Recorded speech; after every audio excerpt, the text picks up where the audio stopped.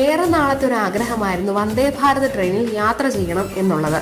ഈ തവണത്തെ ഓണം വെക്കേഷന് ആ ആഗ്രഹം അങ്ങ് സാധിച്ചു. ഞങ്ങൾ ഓണത്തിന് കാസർഗോട്ടേക്ക് പോയത് വന്ദേ ഭാരത് ട്രെയിനിലായിരുന്നു. ആമിക്കുട്ടിയുടെ കോടിയുത്രാടം ആഘോഷിക്കാനാണ് ഞങ്ങൾ കാസർഗോട്ടേക്ക് പോയത്. ഇക്കഴിഞ്ഞ സെപ്റ്റംബർ 9 രാവിലെ 7 മണിക്ക് ചെങ്ങന്നൂരിൽ നിന്നാണ് വന്ദേ ഭാരത് ട്രെയിനിൽ കയറിയത്. ഭയങ്കര മഴയായിരുന്നു ആ സമയത്ത്, ഒരു രക്ഷയില്ല. ആ മഴയും പിന്നെ യാത്രയും ഒക്കെ കൂടി ഭയങ്കര വൈബായിരുന്നു.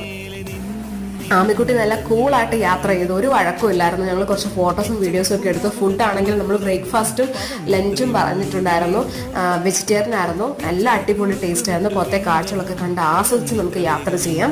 സേഫാണ്. അതുപോലെ തന്നെ ഏകദേശം കണ്ണൂരൊക്കെ എത്തിയപ്പോഴേക്കും തിരക്കൊക്കെ കുറഞ്ഞിട്ടുണ്ടായിരുന്നു. അപ്പോഴേക്കും ആമിക്കുട്ടിക്ക് ഉറക്കാൻ വന്നതുകൊണ്ട് പിന്നെ എടുത്തുകൊണ്ട് നടന്നുറക്കി.